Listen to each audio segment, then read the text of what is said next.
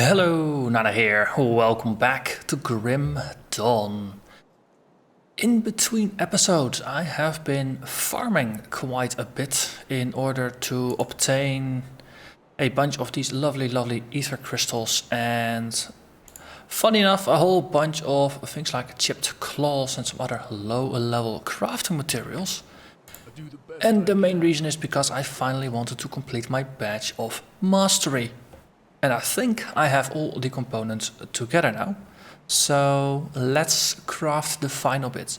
So the badge of mastery is of course the legendary medal that we found a blueprint for about 5 or so episodes ago. And it looks interesting. We get 19% bonus to all damage, we get some extra offensive ability, 21% elemental resistances, which is pretty solid, and a bunch of reduced stats requirements for melee weapons. And 100% chance on death to cast prowess, which is a buff that lasts for 10 seconds, has a 15-second recharge, so the uptime is going to be about 2/3 of the time, and which grants us 100 offensive ability, 50 defensive ability, and 30 health regen, which of course gets scaled by the ludicrous amount of health regeneration scaling we already have. So I think that 30 plus 32 health regenerated per second, in practice it's gonna translate into 60 or 70 health regenerated per second. I think we are boosting it that far. So it's a nice mix of offensive and defensive things. So what did happen in between, of course, is that we found this empowered enchantress insignia, which is also pretty nice. It gives us some offensive ability, and more importantly, it boosts our ether resistance and our maximum fire resistance, as well as giving us +5 in total to 2 of the skills that we use on the demolitionist side. Well, we get a couple points to flame touched, which boosts some of our damage scaling and our offensive ability, and it boosts temper, which scales our physical damage as well as our retaliation. So it is actually a useful one. Also, while farming, I leveled up, still have to assign the skill points. But no, I've been so dead set on getting this amulet or this medal crafted that I just want to get it just for the sake of getting it. And after that, we'll see if it was actually useful or not. One other thing that was required was ancient hearts, which are of course something that, they're purple, so they drop less often. So what I have been doing is I've been doing some runs, and I started at the Twin Falls area, and we can actually just jump there. But just that's not the Twin Falls I was looking for. It was the next door, the Jagged Waste. So that's going to be the Pine Barrens. Excuse me for that. A little bit of misinformation. So no, just go up here to Mogara. That's the purple manticore thing that spawns there. And on the way there's a bunch of manticores. That works pretty well, and she has a chance of dropping ancient hearts, and because they're beasties, they might also drop some clawed stuff. Then down here, in this little bend in the road, there is a pack of about 5 or 6 manticore alphas, and they hurt a lot. If all of them charge you at once and they hit you, they might actually spike you down to about 5,000 life. They really do a lot of damage. But after that, about half of them drop dead, and you should not really have issues mopping them up. But no, the large health pool really helps you just absorb the damage of those really high alpha strikers. And after that, the regen and all the defensive guards that we've got will kick in. So then, once you've done this, just go back or go into the next area, walk around a little bit, and on this little corner over here is a cave entrance that's not marked on the map. There's a official cave entrance here and here, but there's another one in the bend in the road here that gets you into Old Bloodbrier's lair, which of course has a lot of beasties, those Briarthorn beasties, and they're the heroes, and Old Bloodbriar, they also have a small chance of dropping an ancient heart. So if you do this round, then you got a purple here, you got a purple there. Along the way you get some heroics. They all have a chance of dropping an ancient heart. Once you kill all Bloodbriar, you drop down through the hole at the end of the lair. That gets you into the spider lair that's underneath, which the entrances are for. And then in there you got the Spider Queen on Goliungs, who I think also has a chance of dropping an Ancient Heart, and it's just good for running a loot. So this is a very nice way to get started. Also to craft some of the materials I needed a whole bunch of ether crystals. There the Warden's Laboratory is a good place to go. So in here you just run back, and these rooms are filled with ether crystals, so you just blitz to the crystal, chop it down, and by the time it's dead your blitz is going to be recharged, so you just blitz to the next one and you chop it down, and you just keep using Warcry to draw more and more zombies towards you to passively kill those zombies and maybe get some loot from them. And I tend to go just from here, and then I take the upper path, kill a bunch of ether crystals down here, then via the outside here just go back to this room, and you can just snake your way through. And here is where the ether crystals stop. But if you just snake your way through, there are some of the werewolves and the spiky dogs that are out here that you can kill to get some chipped claws, because you need a ridiculous amount of chipped claws for this. After that, teleport back to the pad and go up. And then in this area there are more of the spiky dogs that you can take out and hopefully get some chipped claws from. I was pretty unlucky. I didn't get a chipped claw in 2 of these runs until I got here, and then actually I got 3 chipped claws in a row. But those were the materials that I was still lacking to complete the craft. So if you're looking for those things, this is a route that you could do to complete it. So with that said, let's finish the actual crafting. This is an expensive thing to craft. The Badge of Mastery, it requires 125,000 iron bits, 5 Ancient Hearts, a Guile Relic, Silver Core Bolts, and Allurance Blood. Allurance Blood, in turn, is a 4-parter, so you need to craft 4 of these fragments. Each fragment requires 3 Chthonic Seals of Binding, as well as a Roiling Blood and a Severed Claw. So in total you need 12 seals, 4 Roiling Bloods and 4 Severed Claws. Roiling Bloods, they just drop off of a lot of monster types that do something with blood cultists and stuff, but I think also maybe from some beasties. Severed Claws are upgraded chipped claws, and you need a crystal and a chipped claw to make a 1 out of 4 part for the Severed Claw. So 4 Severed Claw parts make an actual Severed Claw full bit, which you can then use in the Allurance Blood. So we need 4 parts Allurance Blood. Each of them requires a Severed Claw, and each of these Severed Claws again requires 4 chipped claws. So you need 16 completed chipped claws. So that's 16 chipped claws times 3 fragments is 48 fragments. That's a lot of beasties that need to be killed.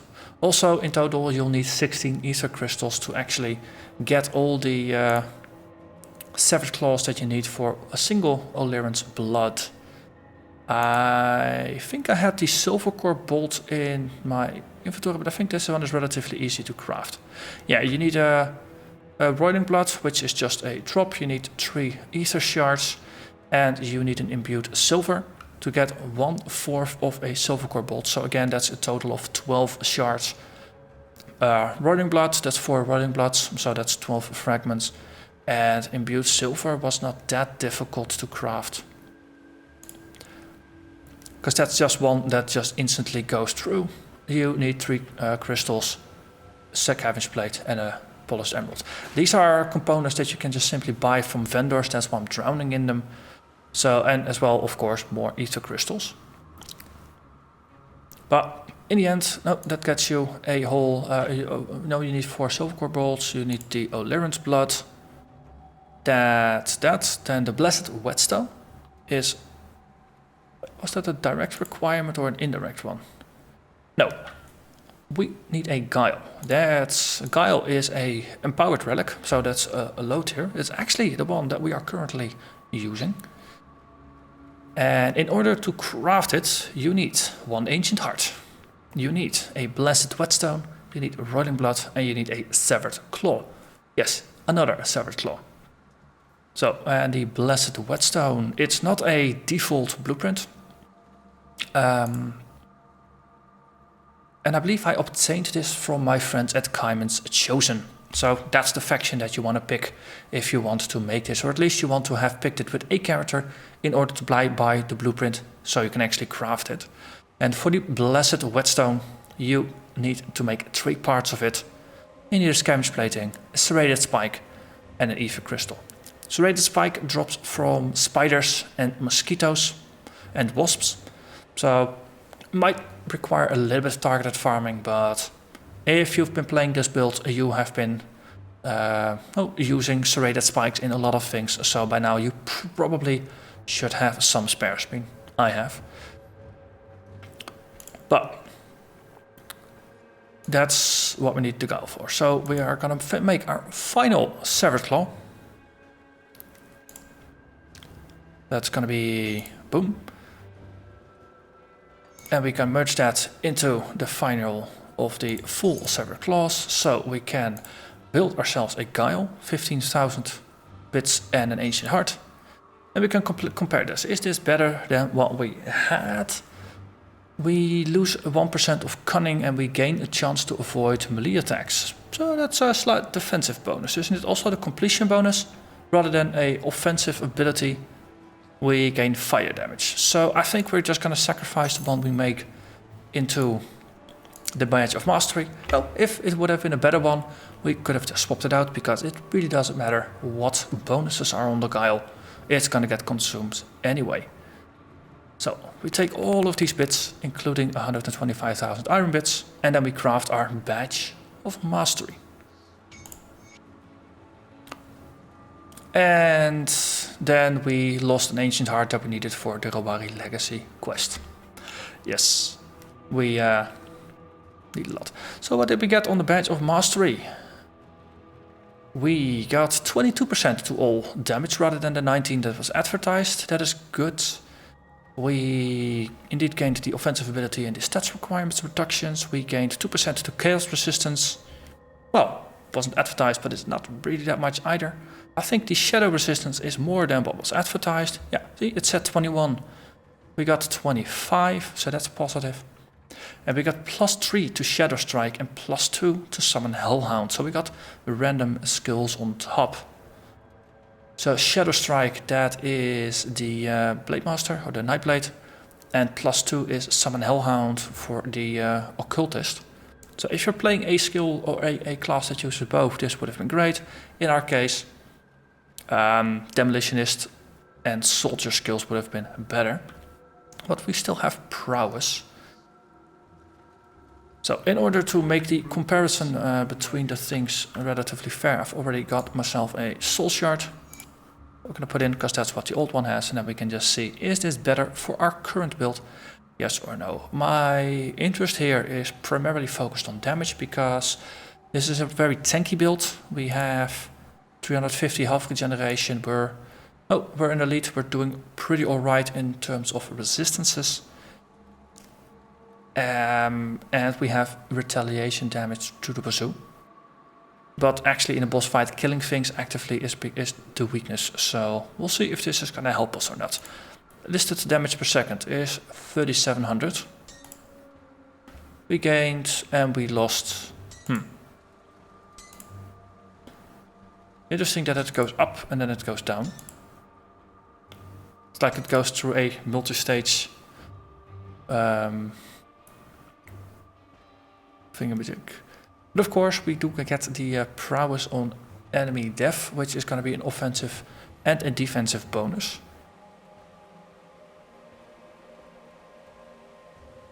It is kind of funny that the flame touched and temper bonuses affect us so much. So then of course if we take the if we manually increase those auras, then we can regain some of the lost bonuses or the lost damage. But it does show that Legendary items might not always be a strict improvement over build over regular epics or empowered epics in our case. Well, maxing out our resistances is pretty good. And you might wonder, hey, why are they maxed at 83? And that is because while farming areas, of course, you find a boatload of useful things. That's one of the things why in Grim Dawn I don't really mind doing some farming. No, you can do some rather extensive long routes where you get a lot of variety and it is not really as mind-numbing as just farming a single area over and over. And we found this empowered shard of Menhir, which is a pretty good boost to our damage, 40% increase to physical damage, get a boatload of health, health regeneration, and +3 to the maximum of all resistances. Which of course takes our bleeding to 89% because we already get 6% from the War Chief's Glory. This is another 3% on top, so our elemental resists are now capped at 83. And we also get +3 to Menhir's Will, which for the soldier is our death prevention ability or our low health. Hey, here is another shot in the arm healing ability. If you drop below 33% health, so that's roughly 3500 health, we get healed for 30% and we get some health regen in return. So we drop below 3500 and we instantly bump up back to 6000. It's a pretty sweet ability. And the higher Menhir's Will's skill is, the more the healing is gonna be. So that is nice. By default it's only 10%, so we only get 1k health.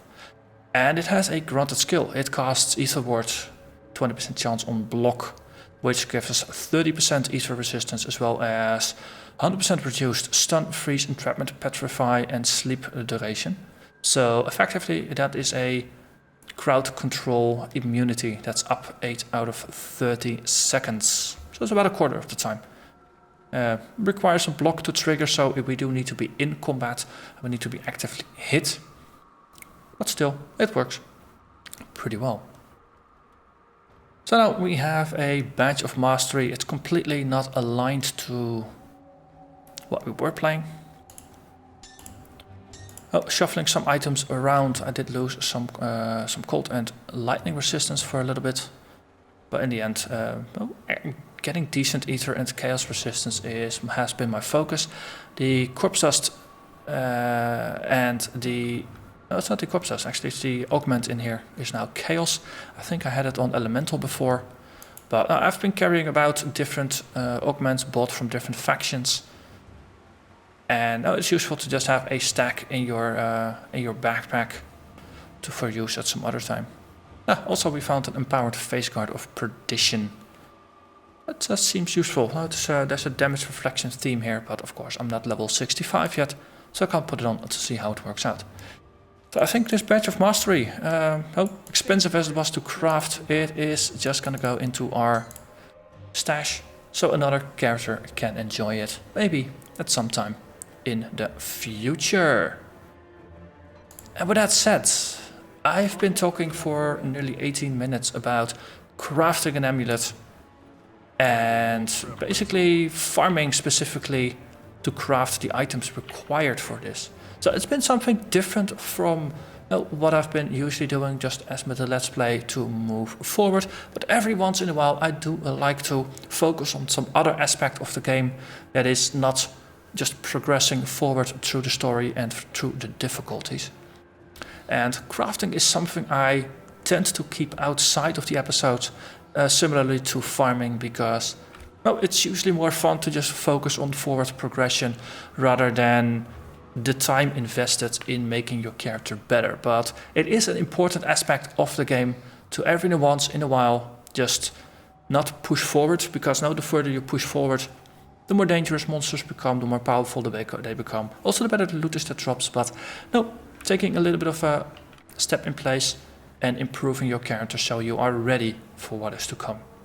In this case, a very expensive craft didn't turn out into something that was useful for this character, but along the way, the process of farming those items, we did get a new amulet, and this one might have also dropped while farming. I'm not entirely sure, because No, time becomes a bit of a blur.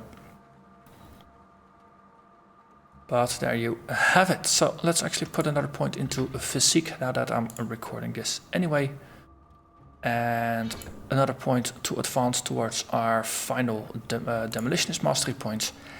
And then we have another point here, and I was focusing on the military conditioning in order to get our health pool even larger so we can absorb larger blows, because we are pretty far into elite already. We've reached the Darkville Gate. And monsters are definitely starting to hurt, especially if there's groups of them with high Alpha Strike damage. So getting a larger health pool, definitely useful. But with that, I'm gonna thank you very much for watching and hope to see you again next time in the next episode, where we will actually move forward and start playing in the Darkville Gate. Thank you for watching. I'll see you next time. Bye bye.